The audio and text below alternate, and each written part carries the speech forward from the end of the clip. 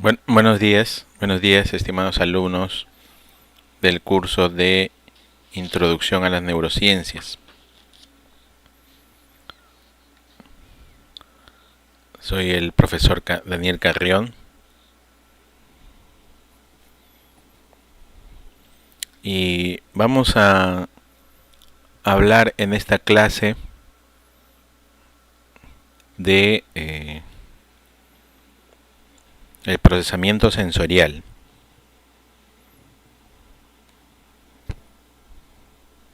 ¿Sí? Procesamiento sensorial y motor, ¿no?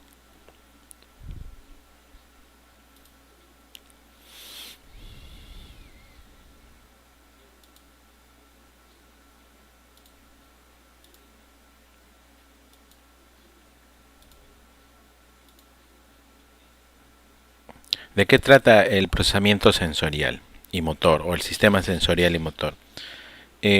Aquí entramos a una parte del curso en donde vamos a hablar más de fisiología y cómo se comportan sistemas grandes del cerebro, subsistemas del sistema nervioso, ¿no? Es decir, es más un análisis funcional de cómo se comportan grandes poblaciones de neuronas. Y de las funciones más básicas, del sistema nervioso, tenemos justamente las que vamos a presentar hoy, los sistemas sensoriales y motores, ¿no? Si en algo queremos resumir qué hace el sistema nervioso, pues en dos cosas: permite la sensibilidad, permite detectar estímulos externos y permite el movimiento, ¿no?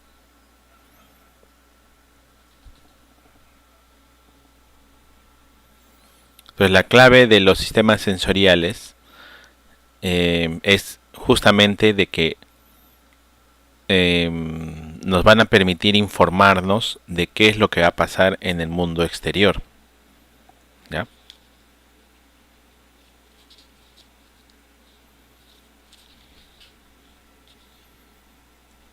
Los sistemas sensoriales, entonces, con los que vamos a empezar, con ellos son los que vamos a empezar, los sistemas sensoriales, constituyen la puerta de entrada de la información sobre el ambiente que rodea al individuo, ¿no?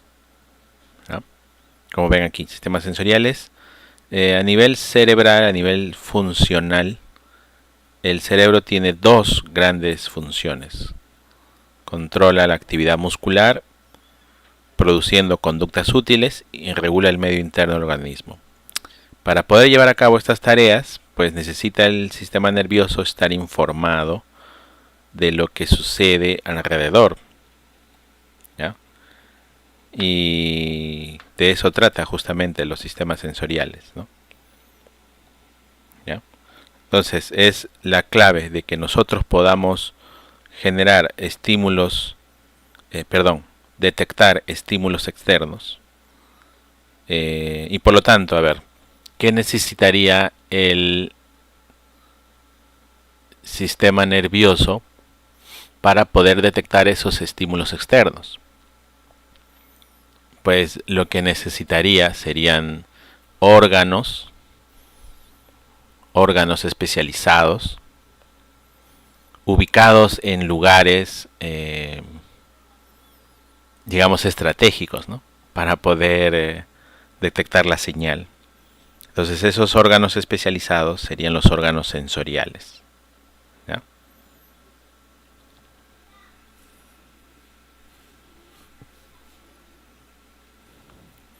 Una característica de los sistemas sensoriales es que siguen la teoría de Müller de los canales privados.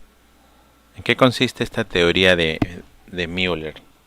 Müller era un fisiólogo alemán que estudió mucho la función de los órganos sensoriales, y él consideraba de que cada órgano sensorial se encarga de trabajar su propia energía.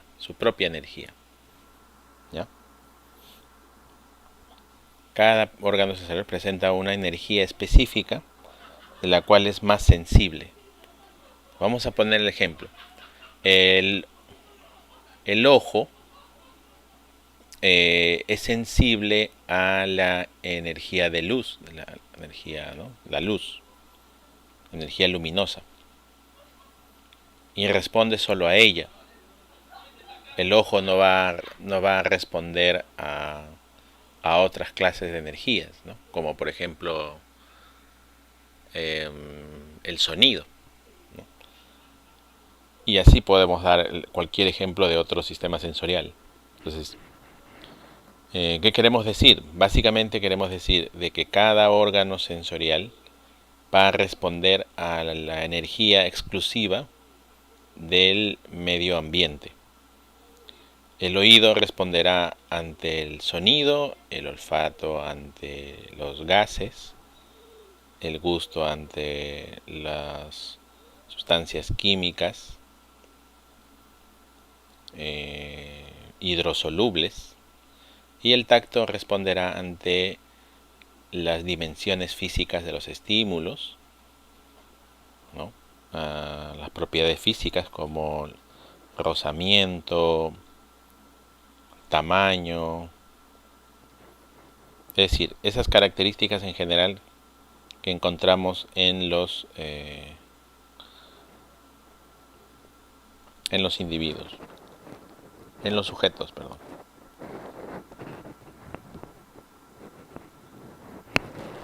¿Ya?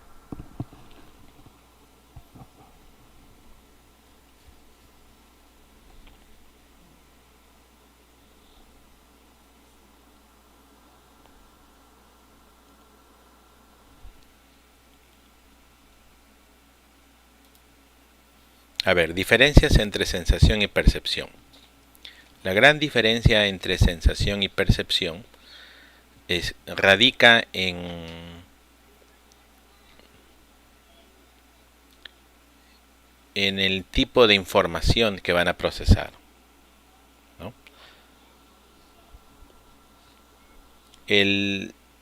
La sensación sería un procedimiento básico, el primer nivel de procesamiento de los estímulos externos. ¿Ya? En base a ello, el estímulo va a llegar a los órganos sensoriales y va a producir una respuesta fisiológica de estos. El estímulo provoca una respuesta fisiológica. Por lo tanto, la sensación en el fondo es una acción fisiológica provocada por la energía física del medio ambiente, ¿no? O sea, el medio ambiente genera estímulos, ¿no? O está compuesto de estímulos, y estos estímulos van a estimular, ¿no? ¿Cómo decirlo? Van a provocar una respuesta de las células de los órganos sensoriales. ¿Ya? Y estos entonces, al responder, generan una señal que tiene como finalidad pasar por una serie de neuronas hasta llegar al cerebro.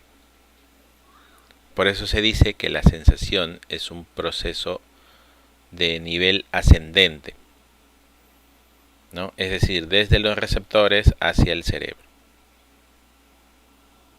¿Ya? Entonces, cualquier acción del entorno sobre nosotros va a estimular nuestros sentidos. Nuestros sentidos van a responder generando señales nerviosas, como hemos dicho antes, impulsos nerviosos, ¿no? Y luego enviarán esos impulsos nerviosos al cerebro. Esa es la sensación. En cambio, la percepción es una acción cognitiva. El objetivo de la percepción es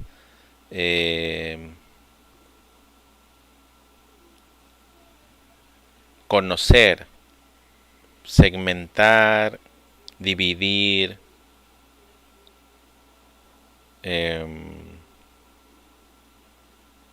percepciones, ¿no? Imágenes. La percepción trabaja con imágenes, o sea, con un estímulo reconstruido, con una información que va a ser elaborada. Es un proceso de alto nivel, no es un procesamiento primario, la percepción. Tiene varios niveles, eso sí, ¿no? De que la percepción va a tener niveles de procesamiento primario en donde se detectan las líneas, el tamaño de los objetos, los colores. Ya, pero no estamos hablando de la percepción como proceso de integración de imágenes, sino más bien en general. La percepción es una acción cognitiva, ¿no? En donde las sensaciones que ya llegaron al cerebro empiezan a ser interpretadas, ya se establece una imagen. Entonces la percepción es más difícil de estudiar en fisiología, porque la interpretación de una imagen es más difícil de medir, de estudiar, ¿no? A menos a nivel celular. Y por lo tanto la percepción sería un proceso cognitivo, un proceso dependiente del medio ambiente, de la conducta, de las experiencias del sujeto. La percepción sería descendente, construido a partir de experiencias, ¿no? No sería ascendente, no es que sube hacia el cerebro. La percepción es una, en el fondo, la percepción es una respuesta, ¿no? Percibir es, además, predecir, ¿no? Dependiendo de todo lo que hemos detectado, sentido, predecir las acciones del individuo, ¿no? Nosotros vemos a una persona que se está acercando y podemos concluir de que esa persona quiere decirnos o hacernos algo, ¿no? Entonces la percepción es un proceso de separación, de segmentación y de integración de elementos, de imágenes, y además nos permite predecir. Es una respuesta del individuo sobre lo que ha conocido del medio ambiente. Entonces la pregunta es, ¿cómo se pasa de señales nerviosas que provienen de los sentidos, o sea, cómo se pasa de la sensación a un proceso de integración de imágenes en la percepción? Entonces eso es algo que todavía no se puede concluir, establecer.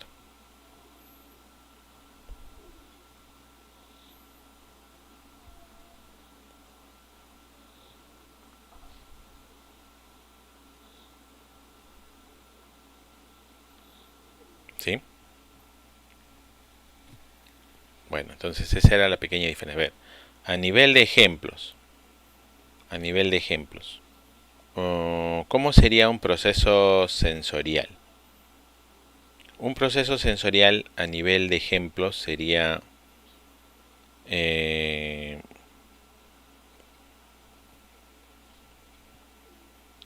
un estímulo, perdón, a ver, sería el tener la sensación de frío, ¿no? Llega el frío y la persona empieza a bajarle su temperatura, su piel se torna fría, ¿no? Entonces una persona, por ejemplo, que según el ambiente donde esté, el frío le está afectando, cambia la temperatura de su cuerpo.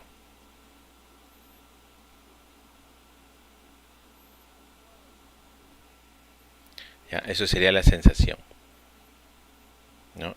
Un estímulo externo, en este caso el frío, afecta a un órgano sensorial, por ejemplo la piel.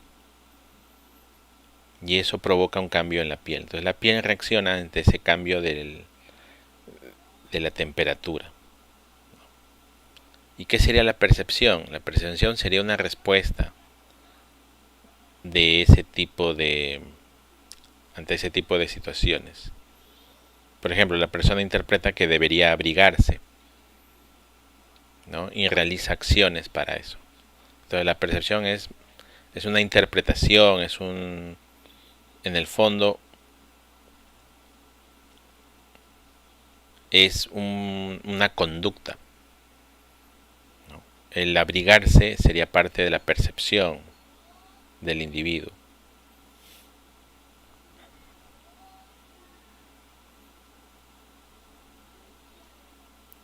Bueno, espero que se me haya podido entender. Entonces, la sensación de frío es la estimulación de los receptores, y la acción para aplacar el frío, por ejemplo, sería parte de la percepción, ¿ya? Derivado de un juicio, por ejemplo. Bueno, de todas maneras, vamos a seguir planteando ejemplos más adelante, ¿no? Espero que se haya podido entender.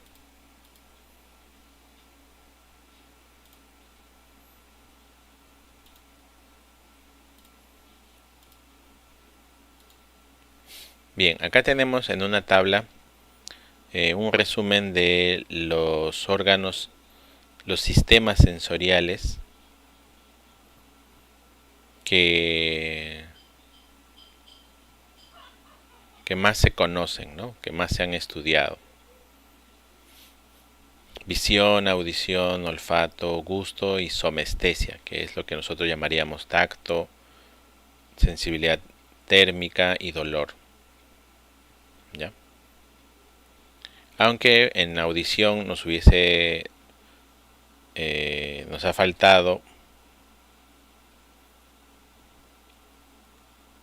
incluir el sistema vestibular, ¿no? Pero bueno, ya nos faltó esa parte. El sistema vestibular, o el sentido vestibular, sería el sentido que nos permite saber la postura de nuestro cuerpo, ¿ya? En qué posición estamos, si esa posición favorece la marcha, favorece el caminar o no, ¿no? Por ejemplo, si el sistema vestibular detecta, si la persona detecta que la cabeza está muy inclinada hacia un lado, entonces corrige esa postura, debido a que la postura de la cabeza, la posición de la cabeza es fundamental para que este sistema vestibular para que se mantenga, para que podamos seguir caminando, andando, ¿no? Bueno, entonces sería la visión, y aquí vienen algunas características, ¿no? La visión no tiene submodalidades, digamos. Bueno, en todo caso podríamos poner visión de colores y visión de tonalidades grises, ¿ya? Podría ser, ¿no? ¿Cuál es el estímulo que llega al sistema visual? Sería la luz, ¿ya? El órgano receptor de la luz sería el ojo, ¿no?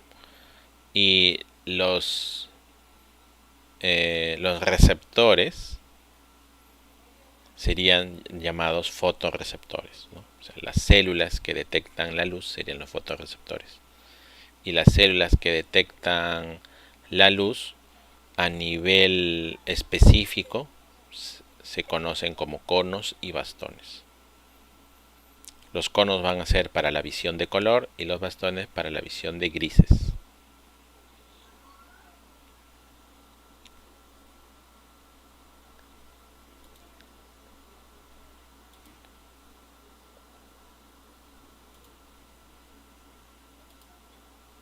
Sí. La audición.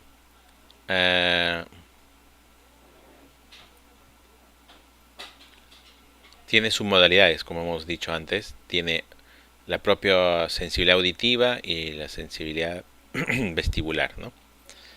El estímulo específico sería el sonido, el órgano receptor sería el oído, y así, ¿no? Los receptores se llamarían mecanorreceptores auditivos, y específicamente se llamaría células ciliadas de la cóclea, ¿ya? Las células que van a detectar el sonido, ¿ya? Pero aquí viene un detalle.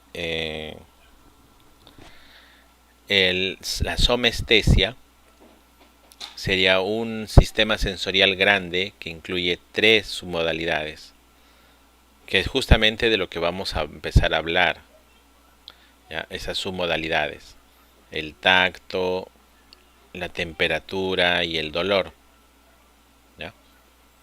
Tacto, temperatura y dolor serían esas submodalidades de la somestesia, y que cada uno va a detectar diferentes tipos de estímulos. El tacto detectará los estímulos mecánicos, o sea, las características físicas de un objeto. La sensibilidad térmica detectará los cambios de temperatura de un objeto o del medio ambiente también. Y el dolor detectará el nivel de daño que un objeto realiza sobre la piel. A diferencia del tacto con la temperatura puede detectar el cambio de temperatura, ¿no? O sea, calor, frío, del medio ambiente. Pero el tacto depende mucho del estímulo. O sea, el estímulo tiene que llegar efectivamente a la piel, ¿no? El objeto tiene que llegar a la piel para conocer cómo es. Lo mismo con el dolor, ¿no? En cambio, la sensibilidad térmica necesita eso, ¿no? Puede llegar el estímulo térmico, ¿no? O sea el aire, el viento cálido, llega a la piel, ahí encontrarán receptores y se detectan, ¿no? Entonces tenemos que el órgano receptor sería la piel, ¿no?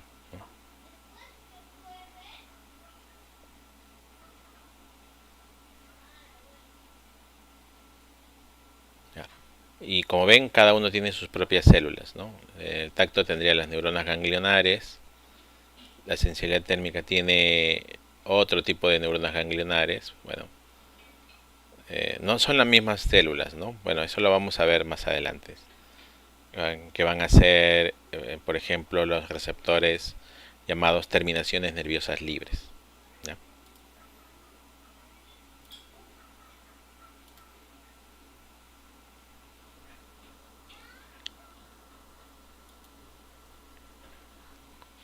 Y el dolor igual, tiene sus propios receptores. Ya, entonces yo no quiero empezar a hablar de cada uno de estos sistemas sensoriales. Empezamos a hablar de algunos. Y aquí tienen el olfato y el gusto, ¿no? Que van a detectar sustancias químicas. ¿Ya? Ya, entonces los receptores sensoriales serían células que se van a encargar de detectar estos estímulos del medio ambiente. Por ejemplo, los receptores sensoriales de la visión van a detectar la luz, pero la luz es muy amplia. Entonces eso significa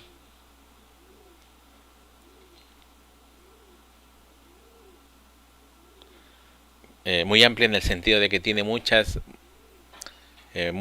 muchas formas de dividirse, de expresarse. Eso significa entonces que la luz que detectan los receptores sensoriales solamente lo hacen bajo un espectro limitado, ¿no?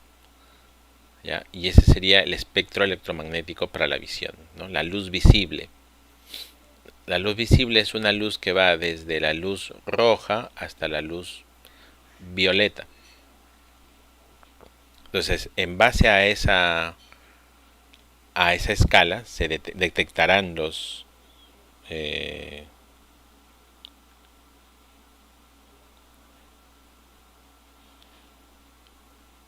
estímulos, perdón, los receptores de la visión, ¿ya? Entonces, eso significa que los receptores tienen una característica de funcionalidad limitada. No pueden detectar todas las variantes de la luz, así como también no podrán detectar todas las variantes de los sonidos.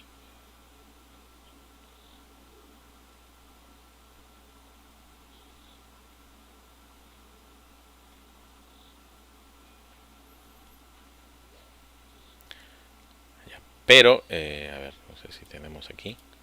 Ya, aquí están, ¿no? Entonces tienen una capacidad limitada. La característica de los receptores sensitivos es que a nivel morfológico son diferentes. Cada uno va a tener una forma diferente según el sistema sensorial que queramos estudiar, ¿no? Por ejemplo, miren, la visión va a tener este tipo de células. El oído va a tener este tipo de células. El tacto, así. Cada uno va a tener formas, morfologías diferentes según el sistema sensorial. Ya, nosotros vamos a estudiar por ahora el tacto principalmente, más que otro tipo de sistema sensorial, ¿no? Ya explicaré por qué, inclusive habrá un trabajo sobre eso.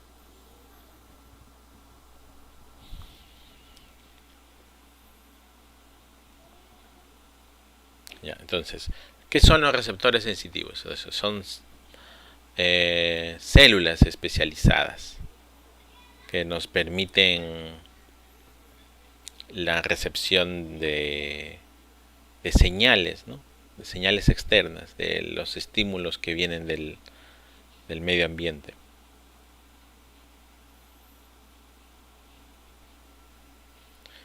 Entonces, esas células van a ser específicas de cada sistema sensorial y van a ser filtros, van a responder a una banda pequeña de energía. En el caso del sonido, ¿no? El sonido se divide, por ejemplo, según lo que se sabe, el sonido se divide por frecuencias, ¿no? Entonces, los receptores del oído no van a detectar todas las frecuencias sonoras, solo algunas, ¿no?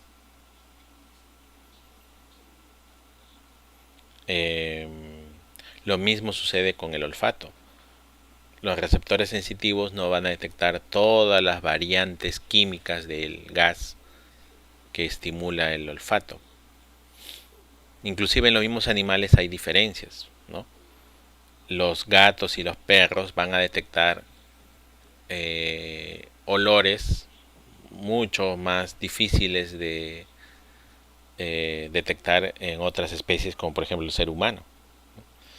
Entonces, otra característica, además de que los receptores sensitivos son células y son específicos de cada sentido, es que van a responder a una variante limitada de los estímulos.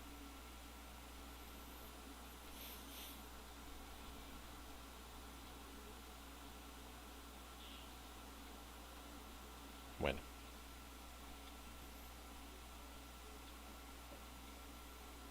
y otra característica, si el receptor sensitivo se lesiona, eso me faltó, ¿no? Si el receptor sensitivo se lesiona, provocará una disminución, una pérdida de la sensibilidad para la que estaba funcionando, para la que estaba participando. ¿Ya? O sea, ¿qué quiero decir? Que los receptores sensitivos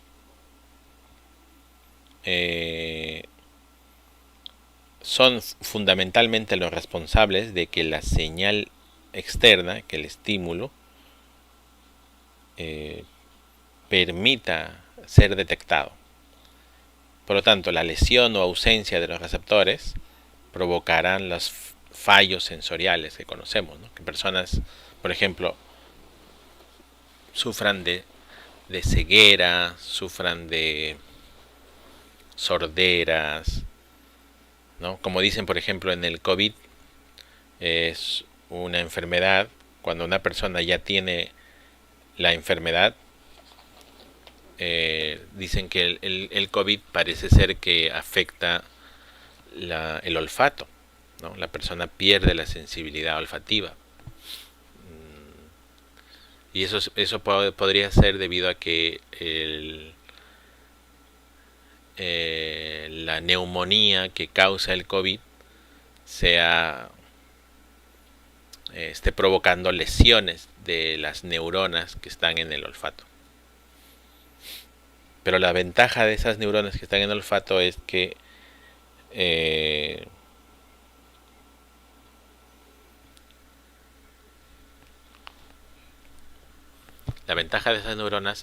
son capaces de regenerarse, ¿no? ¿Sí?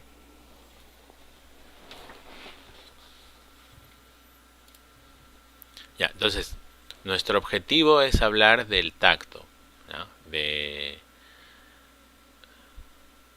la sensibilidad de la piel. En realidad, el tacto, la sensibilidad de la piel o somestesia se divide en 3 tipos de sensibilidad: el tacto, la temperatura y el dolor.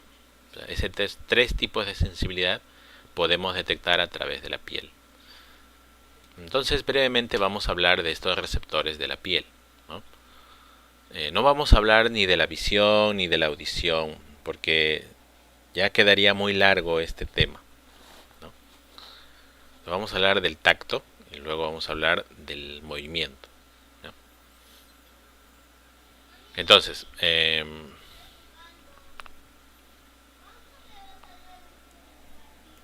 el sistema somestésico, el sistema táctil, va a ser un sistema que depende de la piel.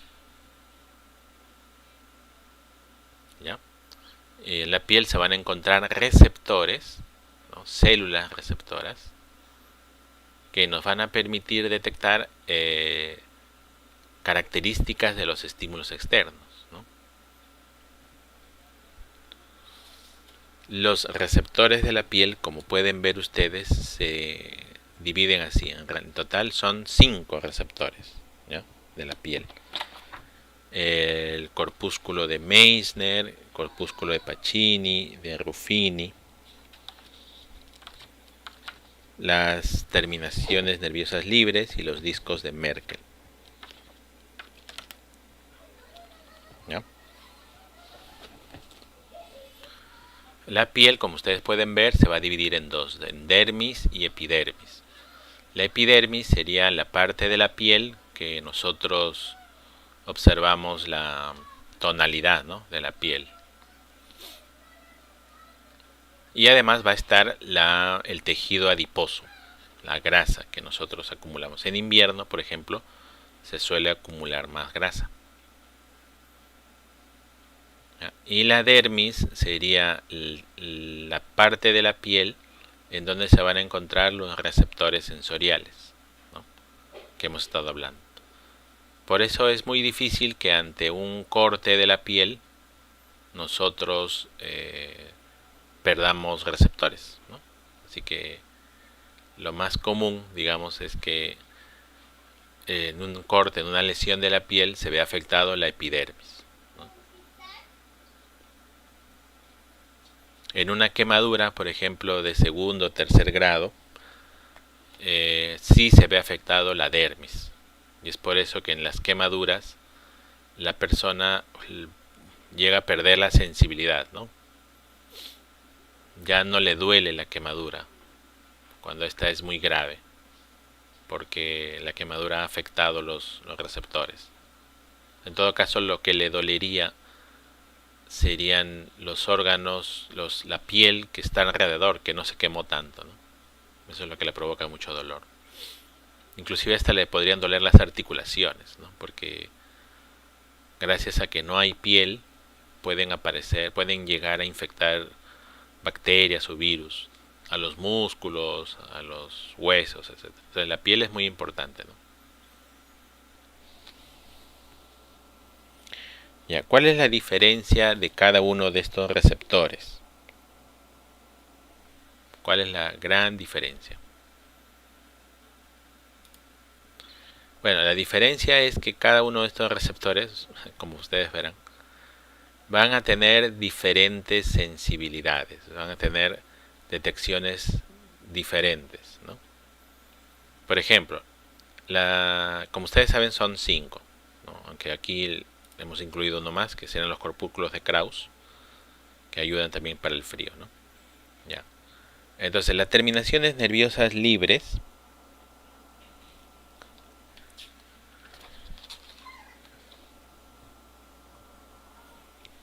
son mecanorreceptores ubicados debajo del epidermis y que van a permitir la sensibilidad del dolor, la picazón, ¿no? Y la detección del tacto grueso. Ya nosotros vamos a explicar más adelante qué es el tacto grueso. Y su adaptación es rápida y lenta. ¿Qué significa adaptación rápida y lenta? A ver, no sé si... A ver, un ratito vamos a... Voy a poner una pausa, a ver un momento,